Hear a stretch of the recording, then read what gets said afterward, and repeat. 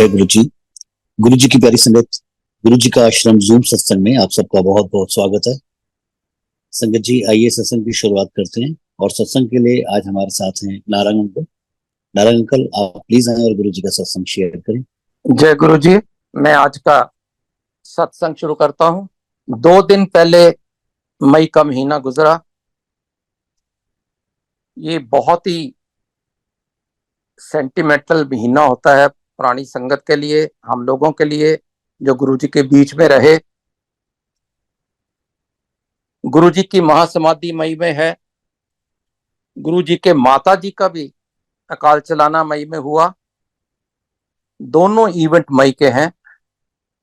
और मेरे लिए ये और भी इम्पोर्टेंट है कि मैं जब पहली बार गुरु जी को मिला वो भी मई में मिला, और जब लास्ट बार मिला तो वो भी मई में ही मिला। 16 मई 2001 को मैं गुरु जी को पहली बार डुगरी में मिला था, और 25 मई 2007 को मैं गुरु जी को एम्पायर स्टेट में लास्ट टाइम मिला था।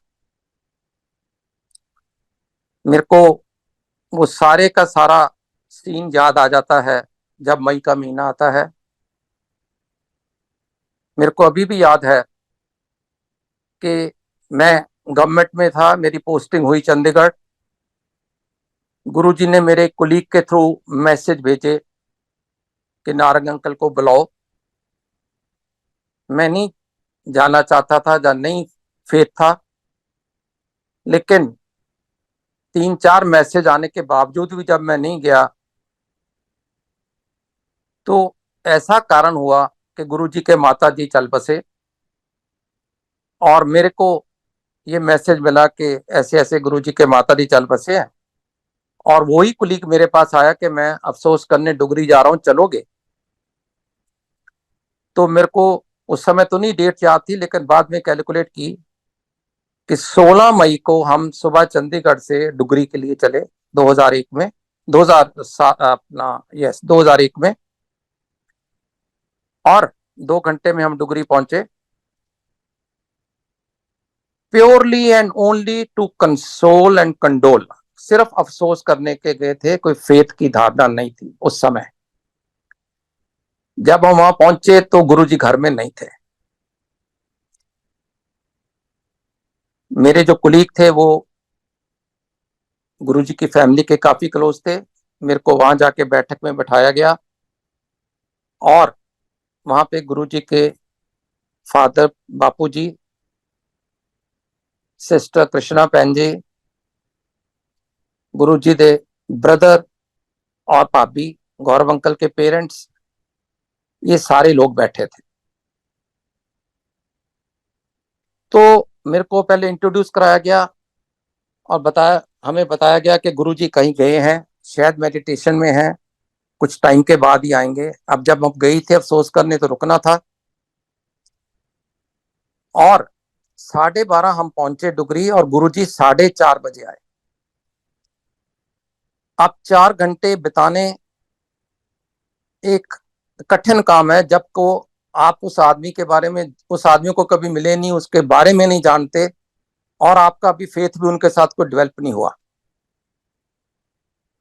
पर फिर भी 4 घंटे में बापू जी के साथ, कृष्णा भैन जी के साथ, गौरव अंकल के पेरेंट्स के साथ कई बातें होती रही। उस समय तो मेरे को ध्यान में भी नहीं आया कि क्या क्या बात हुई, क्योंकि basically it was passing time. लेकिन जब फेथ हो जाता है तो फिर आप सारा रिकलेक्ट करते हो, रीइनेक्ट करते हो उसी सीन को कि उस दिन क्या क्या बात हुई थी। कुछ नरेशंस मेरे को आज भी याद आती हैं। जब हम गुरुजी के ज्यादातर सवालों को जवाब बापूजी या कृष्णा भैन जी देते थे, पर बीच बीच में फैमिली के बाकी मेंबर भी जरूर सपोर्ट करते थे। मैंने कई सवाल किए होंगे 4 घंटों में, चाय प्रसाद, लंगर प्रसाद, ये तो सब चलता रहा साथ साथ, और मैंने कई सवाल किए होंगे। मेरे को याद है एक सवाल मैंने ये किया कि हम इसे गुरुजी कहते हैं, इनका बचपन कैसा था? क्या ये बहुत धार्मिक थे, बहुत स्पिरिचुअल थे, क्या ये गुरुद्वारे में या मंदिर में या तप स्थान में वहीं रहते थे, या इन्होंने कोई स्कूल कॉलेज में विद्या भी ली? तो इसके ऊपर जब मेरे को पता चला फैमिली से कि यस, वो गुरुद्वारे मंदिर तप स्थान तो जाते ही थे, पर साथ साथ पढ़ाई में खूब इंटरेस्ट लेते थे। और आप सबको भी, कईयों को शायद नहीं पता होगा, गुरुजी ने डबल एमए की है, MA English and MA economics. इसी हिसाब से अगर आप कभी देखो, जितने भी गुरुजी के ब्लेस किए हुए पोस्टर्स या पिक्चर या पोर्ट्रेट हैं, तो इतनी खूबसूरत इंग्लिश गुरुजी लिखते थे उस पे, गुरुजीज ब्लेसिंग्स। ये गुरुजी के डबल एमए थे, एमए इंग्लिश और एमए इकोनॉमिक्स। ये मेरे लिए भी बहुत अचंभे की बात थी, क्योंकि मैं सोचा नहीं था कि कोई इतने पढ़े लिखे गुरु के घर हम आए हैं। उसके बाद गुरुजी को ये अक्सर कहा जाता था कि अब आपने पढ़ाई कर लिया है तो कोई नौकरी कर लो। बापूजी ऑलवेज वांटेड कि घर में कोई एडिशनल इनकम हो, जो हर माँ बाप चाहता ही है अपने बच्चे को पढ़ाने के बाद। लेकिन ये नौकरी करने के मूड में नहीं थे, और बापूजी कहते थे कि मैं इसके साथ नाराज ही रहता था कि ये कोई नौकरी तो करता नहीं है। लेकिन और नरेशन में गुरुजी ने बताया कि गुरुजी के होते हुए कुछ ऐसी घटनाएं हुई जो हम उस समय तो समझ ही नहीं पाए। बाद में पता चला कि ये सिर्फ भगवान ही कर सकता है। मेरे को कुछ याद है, उन्होंने कहा कॉलेज में जब पढ़ाई थी तो किसी टीचर ने ये नोट किया कि जब हाजिरी लगाते हैं तो गुरुजी क्लास में बैठे होते हैं। जब आके अटेंडेंस लेता है टीचर, गुरुजी यस सर करते हैं। उसके बाद जब पढ़ाई शुरू होती है पीरियड की, गुरुजी अलोप हो जाते हैं। और टीचर बहुत गुस्से में होता है कि ये आदमी, ये बच्चा कैसे चीट कर गया। वो सोचता है मैं जब ब्लैक बोर्ड की तरफ मुंह किया तो ये निकल गया, भाग गया। और कहते जब क्लास खत्म होने लगती है और मैं ये सोचता हूं कि जाके आज प्रिंसिपल को बोलूंगा कि बच्चा ऐसे कर रहा है, बच्चा फिर वहीं बैठा होता है। अब उसके मन में ये आता है कि अगर मैंने जाके प्रिंसिपल को शिकायत की तो प्रिंसिपल कहेगा तू ही पागल है, तेरे ही दिमाग में कुछ नुक्स है कि ये कैसे हो सकता है कि बच्चा शुरू में बैठा हो, एंड में बैठा हो, बीच में ना हो। इसी दुविधा में, इसी डायलामा में वो कभी भी जाके प्रिंसिपल को कह नहीं पाया। पर एक दिन वो स्टाफ रूम में रिसेस में बैठा, उसने किसी अपने क्लोज कोलीग के साथ बात की, टीचर के साथ ही, कि यार मेरी क्लास में एक ऐसा बच्चा है, जब मैं हाजिरी लगाता हूं तो बैठा होता है, फिर अलोप हो जाता है, जब क्लास खत्म होने लगती है घंटी बजने से पहले वापस आ जाता है। मेरे को समझ नहीं लगती मैं क्या करूं, मेरी हेल्यूसिनेशन है, जब मेरे को कुछ हो गया है, क्या बात है। और मैं इस डर से प्रिंसिपल को कह नहीं पा रहा। तो वो टीचर ने एकदम एंडोर्स किया कि यार मेरे साथ भी ये हो रहा है, लेकिन मैं भी सोचता हूं मैं कैसे कहूं प्रिंसिपल को। हौली हौली ये पता चला कि कई टीचर का ये एक्सपीरियंस था। अब उन टीचर ने प्रिंसिपल पे साथ शिकायत करने की हिम्मत तो नहीं की, वो सोचेगा तुम्हारे में कोई प्रॉब्लम है। लेकिन बापूजी कहते मेरे को आके वो टीचर बोल गए कि आपके घर में तो कोई जादूगर पैदा हुआ है, वो जब चाहता है क्लास में आ जाता है, जब चाहता है क्लास में चले जाता है, बच के रहो, ख्याल करो। बापूजी ने कैजुअली ले लिया, समझ नहीं आई कि ये क्या हो सकता है। इसी तरीके बापूजी ने मेरे को बताया कि एक दफा एग्जाम था, लाइन में जैसे बच्चे पढ़ने के लिए बैठते हैं डेस्क पे, जो गुरुजी की सीट के आगे बच्चा बैठा था, वो पेपर लिखता लिखता उसकी इंक खत्म होगी। उन दिनों में फाउंटेन पेन होते थे, इंक पॉट के साथ चलाया जाता था, बॉल पेन नहीं आए थे। कहते जब उसकी इंक खत्म हो गई तो उसने हाथ खड़ा किया ताकि जो सुपरवाइजर या इन्विजिलेटर होता है उसका ध्यान लेने के लिए कि मेरे को इंक ला दो। वो कहीं बिजी होगा या ध्यान नहीं दिया, 2-3 मिनट वो नहीं आया। तो गुरुजी ने पीछे बैठे उसको पूछा, क्या बात है, हाथ क्यों खड़ा किया? इसने कहा, यार इंक खत्म हो गई, मेरे को पेपर लिखना है, लेट हो रहा हूँ। गुरुजी ने क्या, दे मेरे को पेन। उसने पेन पकड़ाया, गुरुजी ने फूंक मारी, इंक से भर गया, फिर वापस दे दिया। जब ये कर रहे थे उतनी देर में सुपरवाइजर ने या इन्विजिलेटर ने ये देख लिया। वो आया और दोनों को खड़ा करके, गुरुजी को और उसके गुरुजी के फ्रेंड को, कि आप दोनों कॉपिंग कर रहे हैं, चीटिंग कर रहे हैं। तो इन्होंने कहा, ऐसी कोई बात नहीं, हम ना चीटिंग कर रहे हैं ना कॉपिंग कर रहे हैं, इसकी इंक खत्म हो गई थी, इसने आपके लिए हाथ खड़ा किया, आपने देखा नहीं, मैंने इंक भर दी। और वो लड़का कहता है, हाँ जी ऐसे हुआ।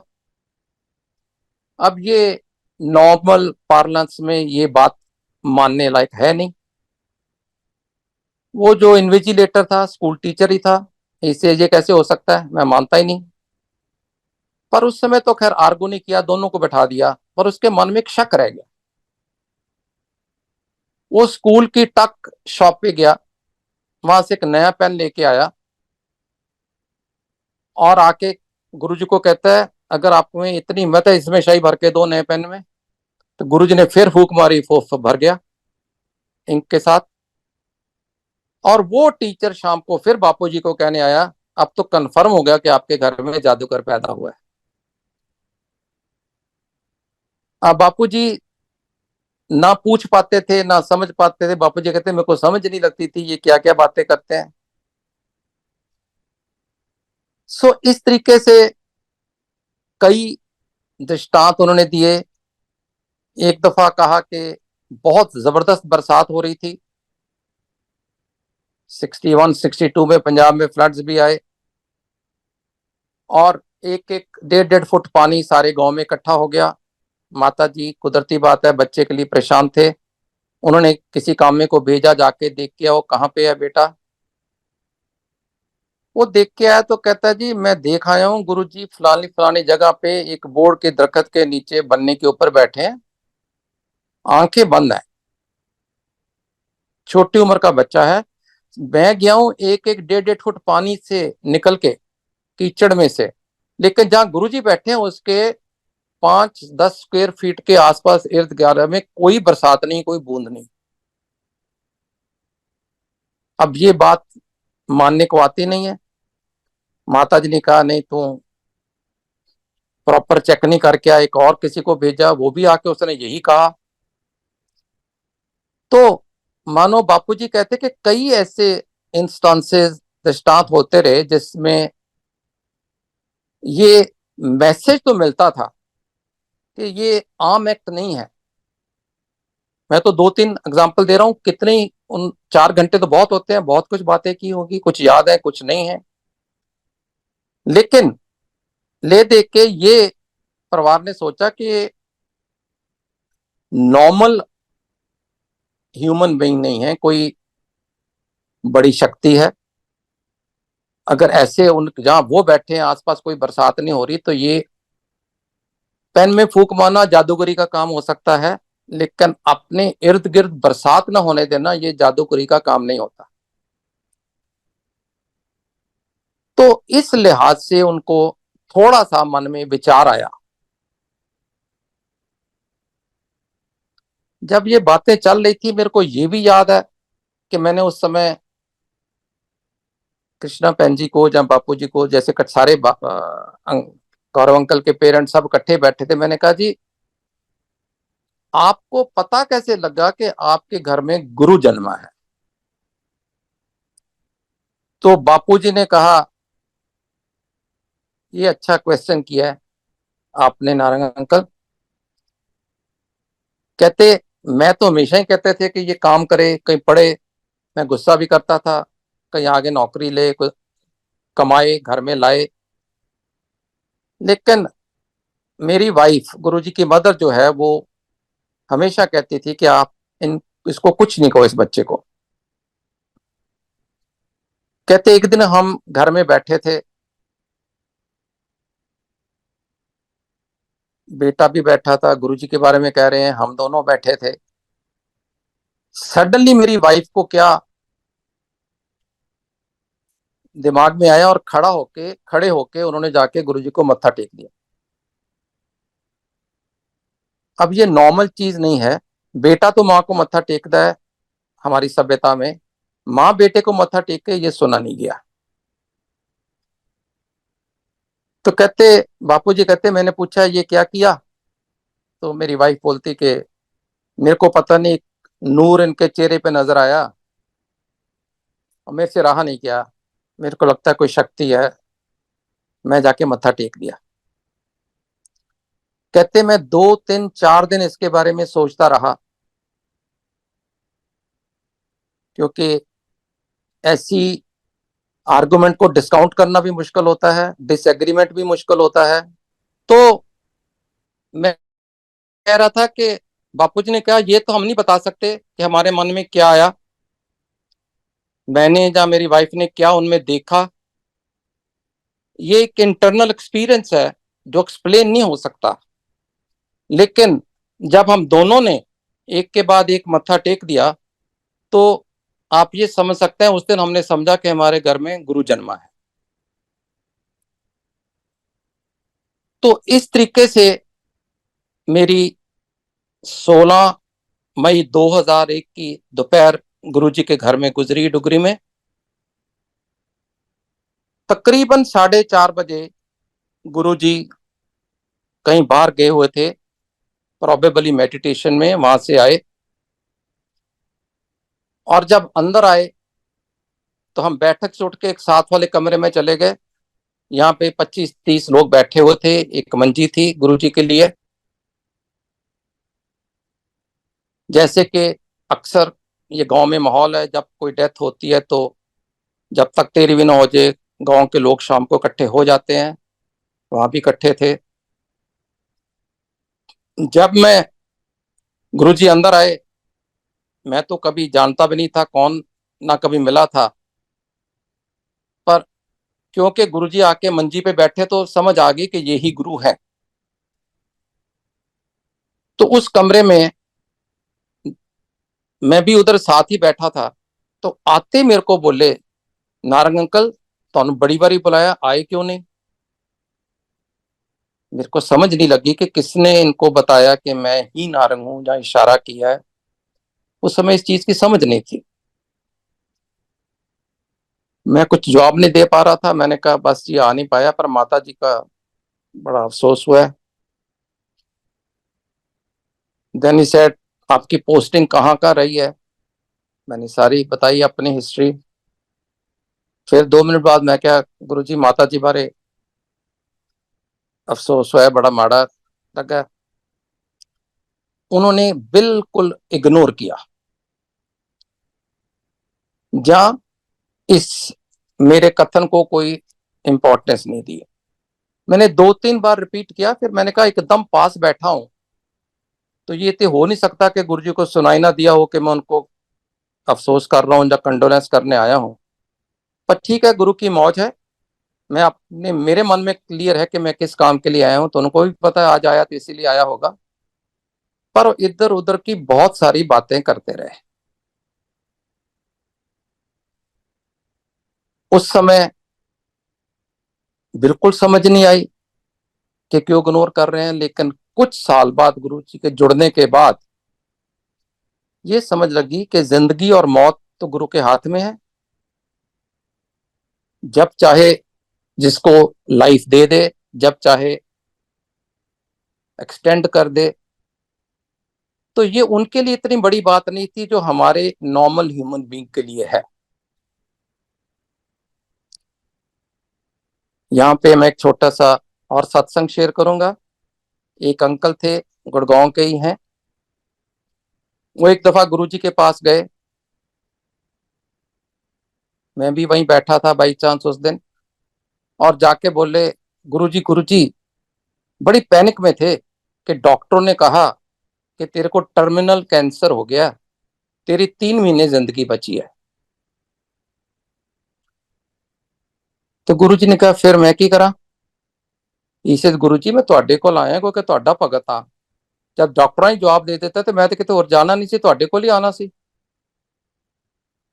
ਤੇ ਮੈਂ ਤੇ ਤੁਸੀਂ ਕੁਝ ਕਰੋ।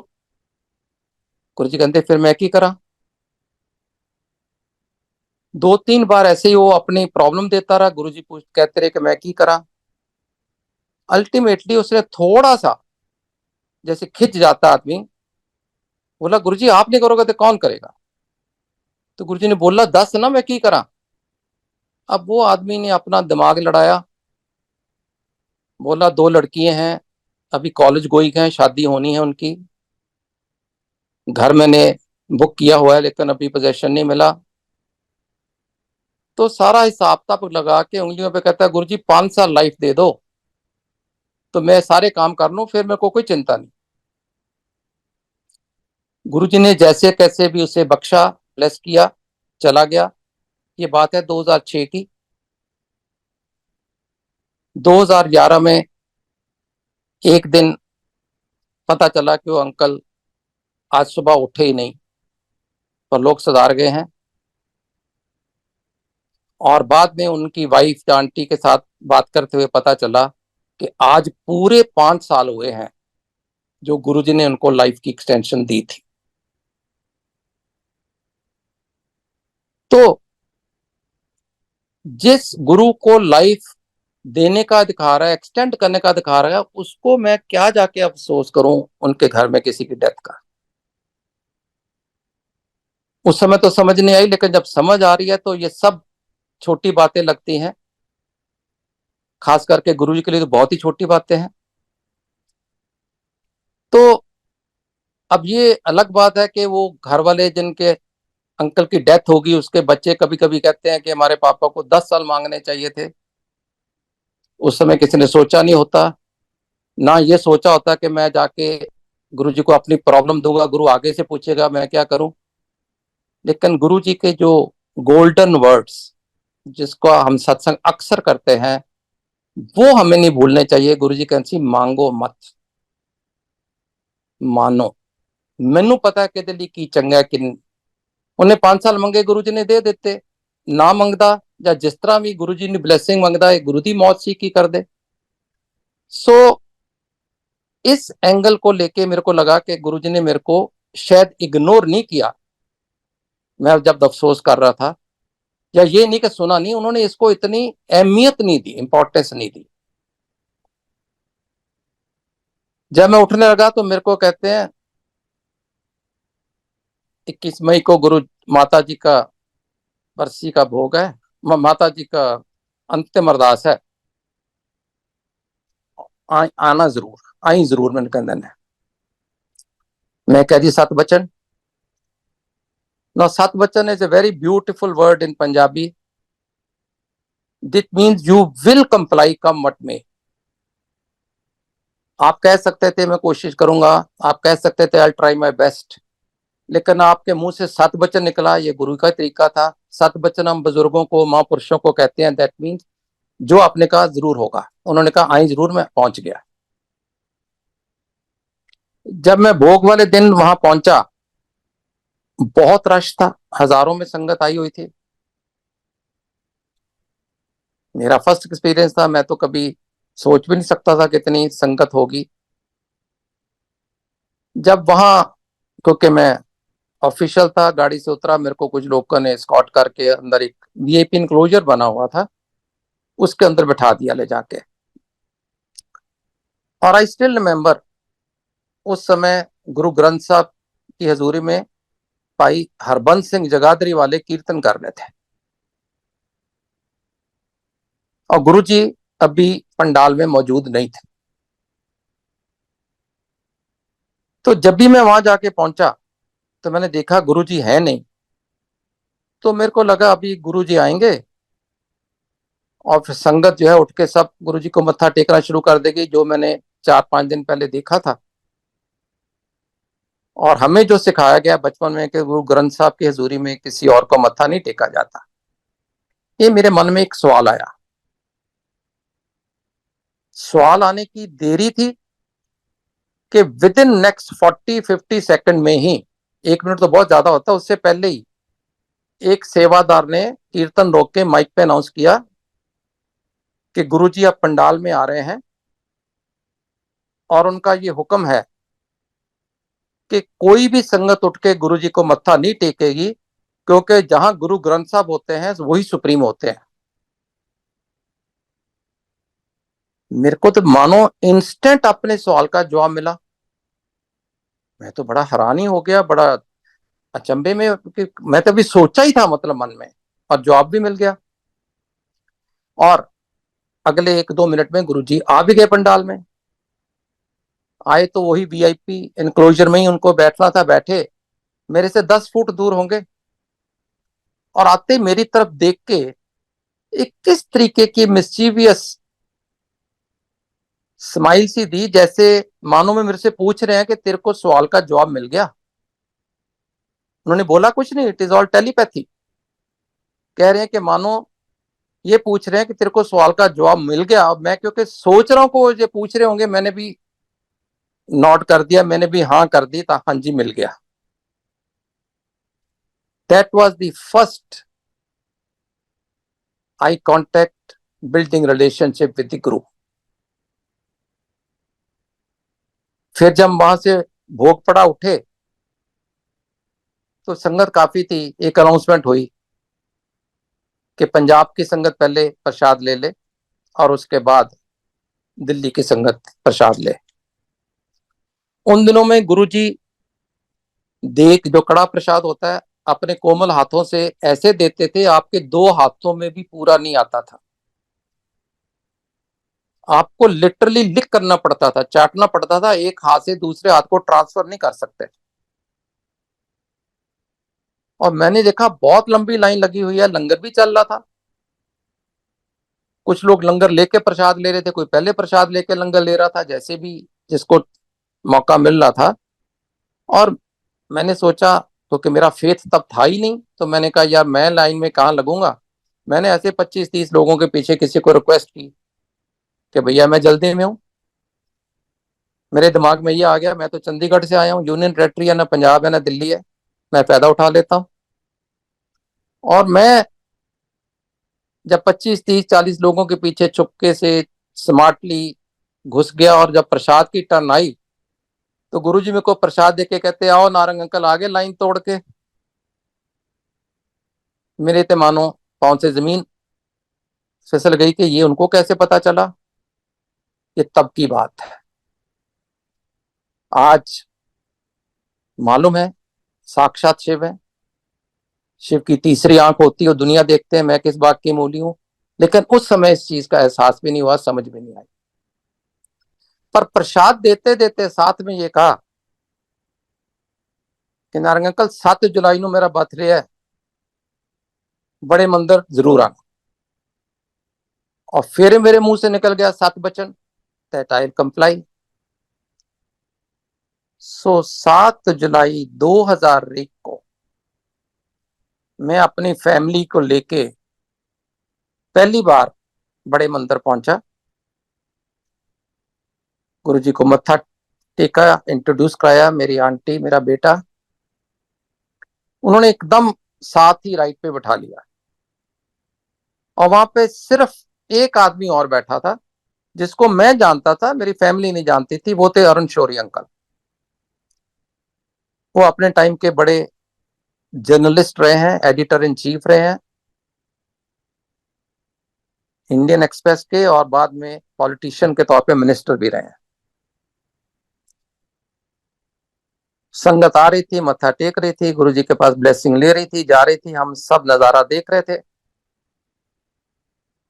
कुछ ही क्षणों के बाद गुरुजी ने अरुण शौरी अंकल को बोला, ये नारंग अंकल हैं, अपनी फैमिली को लेके पहली बार आए, इनके साथ सत्संग करो। और उन्होंने अपना सत्संग करना शुरू किया। उन्होंने बताया कि मेरी वाइफ को पार्किंसन था, she was bed ridden for couple of years, और मैं दुनिया के कई अस्पतालों के रिपोर्ट दिखा चुका हूँ, इलाज कर चुका हूँ, कोई फायदा नहीं हुआ। कई महापुरुषों को, कई संतों महात्माओं को मिल चुका हूं, कोई फायदा नहीं हुआ और मैं एक तरह का गिव अप कर दिया था। जबकि मेरे पास कोई एक मेरा मित्र आया, कहता है यहाँ पे गुरुजी हैं, उनके पास चलते हैं। इसी मेरा फर्स्ट रिएक्शन तो ये था कि मैं किसी के पास नहीं जाऊंगा। मैं बहुत जगह पे धक्के खा लिए, पर जहां तो उस फ्रेंड की परसुएशन थी, जहां गुरुजी की कॉलिंग थी, कि मैं वहां पहुंचा एम्पायर स्टेट। कहते जब मैं पहुंचा तो मेरे फ्रेंड ने इंट्रोड्यूस कराया, ये अरुण शौरी अंकल हैं और इनकी वाइफ को ये प्रॉब्लम है। गुरुजी ने कहा लंगर खाओ। लंगर खाने के बाद गुरुजी ने, उस समय गुरुजी के पास थाल में कभी मिठाई, कभी प्रसाद, कभी समोसा प्रसाद, कुछ ना कुछ होता था जो संगत को ब्लेस करने के लिए जिसको चाय देते थे। उन्होंने उस समय एक समोसा प्रसाद उठाया और बोला, लो शौरी अंकल ले जाओ, अपनी वोटिन खुआ दें, mean let your wife eat this prasad. वो बाहर आए, अरुण शौरी अंकल मेरे को बता रहे हैं, हम सबको, फैमिली को, कि ये मेरे को समझ नहीं लगी कि कह भी दिया गुरुजी को बेड रिडन है, तो कोई भी किसी किस्म का छोटा मोटा प्रसाद ब्लेसिंग दे सकते थे, इतना डीप फ्राइड समोसा तो कहाँ खाएगी जो ऑलरेडी बेड रिडन है, वो वेट कॉन्शियस है, कभी भी नहीं खाएगी। खैर घर चले गए और जाके वाइफ को बोले कि आज मैं एक और गुरु के पास गया था और उन्होंने आपके लिए ये समोसा प्रसाद दिया है, मैं ये साइड टेबल पे रख रहा हूं, आपका दिल करे तो खाना, नहीं करे तो सुबह मेड को दे देना। ये कह के अंकल अपने कमरे में चले गए। क्यों? क्योंकि वो एडिटर इन चीफ थे इंडियन एक्सप्रेस के, उनको रोज एडिटोरियल लिखना होता था और ये एक अंडरस्टैंडिंग थी कि वाइफ हैविंग मेडिकल प्रॉब्लम, वो अलग कमरे में सोते थे with of course attending nurse. और सुबह अरुण शौरी अंकल कहते मैं चाय बना के सुबह 6 बजे खुद आता था, वाइफ के साथ बैठ टी पीता था, बातें करता था, जो भी घर का माहौल होता है। कहते मैं तो ये कह के अपने कमरे में चला गया, जब वापस आया कमरे में, जब उनके वाइफ के कमरे में आया तो मेरी वाइफ अनीता बेड पे थी नहीं। मैं देखा नर्स भी नहीं है, तो मैं तो घबरा गया। कहती I yelled Anita Anita and she replied from the washroom कि I am in the washroom, don't be panicky, मैं अभी आ रही हूँ। कहते फिर मेरी नजर गई साइड टेबल पे, उस समोसा भी नहीं है, मेरे को लगा ये तो खा गई। इतनी देर के बाद वो वॉशरूम से चल के अपने आप बेड पे आई, जो उन्होंने पिछले 7-8 साल से नहीं कर पाई। पूछने पे शौरी अंकल कहते हैं कि वो मेरे को बता रही हैं कि आप तो कह गए थे कि मैं आज एक और गुरु के पास गया था, उसने ये समोसा प्रसाद दिया, मैंने भी रख दिया, मैं क्या मैं कहाँ खाऊंगी। मैं सो गई। रात को 2:30-3 बजे मेरी आंख खुली, लगी या जैसे भी जो हुआ, पता नहीं मेरे मन में क्या हुआ कि मैं उठ के समोसा खा लिया। और जब समोसा खाया तो मेरे को एक अर्ज हुई वॉशरूम जाने की, मैं अपने आप ही उठ के वॉशरूम चली गई, नर्स पास में सोई, उसको नहीं उठाया। और अब जब आप सुबह मेरे को मिलने आए हो, सेकंड टाइम मैं वहां से आ रही हूँ। तो ये गुरुजी ने, जब ये गुरुजी के बारे में उसने बताया तो मैं अरुण शौरी अंकल को पूछा कि अंकल मैं तो आपका एडमायरर हूं, मैं आपके आर्टिकल पढ़ता हूँ इंडियन एक्सप्रेस में, आपने 3 संडे लगातार, उन दिनों में इंडियन एक्सप्रेस के संडे एडिशन को संडे स्टैंडर्ड कहते थे, मैं क्या 3 एतवार को आपने ये लिखा है there are no gods and godmen all fraud, तो आप मेरे को ये कैसे सत्संग सुना रहे हो। तो उन्होंने कहा Narang you are absolutely right, वो मैंने तब लिखे थे जब मैं संतों महात्मा महापुरुषों के चक्कर खा खा के परेशान हो गया था, मेरी वाइफ को कोई फायदा नहीं हो रहा था। और मैंने लिखा कि ऑल गॉडमैन आर फ्रॉड, क्योंकि मैं बहुतों के पास धक्के का आया हूं। लेकिन जब मैं गुरुजी के पास आया और ये समोसा प्रसाद के साथ मेरी वाइफ ठीक हुई। और जब मैं गुरुजी का थैंक्स करने गया तो पहली बात गुरुजी ने कहा, इसके बारे में किसी पेपर में नहीं लिखना। इसलिए मैं उसके बाद कोई आर्टिकल नहीं लिख पाया। गुरुजी को पब्लिसिटी बहुत अगेंस्ट भी थे, पसंद भी नहीं थी, और वो कहते थे भगवान को जरूरत नहीं होती पब्लिसिटी की। भगवान को पता होता है जब मेरा भगत घर से चलता है और जब तक वापस नहीं पहुंच जाता, मैं पूरा उसका ध्यान रखता हूं। गुरुजी के फंडामेंटल प्रिंसिपल थे कि मेरे भक्तों की लाइफ में कोई भी कोइंसिडेंस नहीं है, मैं ही रेगुलेट करता हूं। अब गुरुजी का मेरे को 7 जुलाई को बुलाना, फैमिली के साथ अपने पास बिठाना, और अरुण शोरी अंकल जैसे एमिनेंट आदमी से मेरे को सत्संग कराना बहुत बड़ी बात थी, जिससे कि मैं उस दिन से ही गुरुजी से जुड़ गया। संगत जी, अगर यही सत्संग किसी और ने, अननोन आदमी ने मेरे से किया होता, पहली बात मेरे लिए मानना मुश्किल होता, और दूसरी बात मैं सोचता कि पता नहीं कितना सच झूठ है, या कोई स्पोक्स पर्सन रखे हुए हैं आश्रम ने। लेकिन coming from Arun Shourie, of his intellect, तो कोई मार्जिन ही नहीं था कि मैं उसके ऊपर कुछ सोचूं। तो this is called faith at first sight, love at first sight. और अरुण शोरी अंकल के सत्संग के बाद मैं और मेरी फैमिली गुरुजी से ऐसे जुड़े कि आज 24 साल हो रहे हैं, पीछे मुड़कर नहीं देखा, और जैसे जैसे गुरुजी ने कहा वैसे वैसे ही करते आए हैं। गुरुजी ने कहा टोटल सरेंडर करो, पूरी कोशिश करते हैं सरेंडर रहे। गुरुजी ने कहा डायरेक्ट कनेक्शन करो, पूरी कोशिश करते हैं कि कनेक्शन डायरेक्ट रहे। और ये जो सेवा गुरुजी ने मंदिर की तरफ से मेरी लगाई कि मैं सत्संग करूं, लोगों के अंदर गुरुजी का मैसेज भेजूं, गुरु के बारे में बताऊं, उनके बारे में अगर किसी की गलत फहमी है वो निकालूं, ये गुरुजी की मेहर है, बख्शिश है कि उन्होंने ये सेवा मेरे को दी है, जिसके माध्यम से मैं आपके साथ आज ये विचार साझे कर रहा हूं। मेरे पास बहुत सत्संग है, मैं कई दफा जूम पे आके किए भी हैं, आगे भी आके करता रहूंगा। अब मेरी घड़ी 11 बजा रही है, जूम का टाइम 10 से 11 ही है। मैं आगे कुछ ना कहता हुआ सारी संगत को यही रिक्वेस्ट करूंगा कि गुरु के पास आयो तो गुरु वाले बनो, गुरु के दिए हुए मैसेज को अपनाओ, और गुरु के साथ अपना कनेक्शन और स्ट्रॉन्ग करो। जय गुरु जी।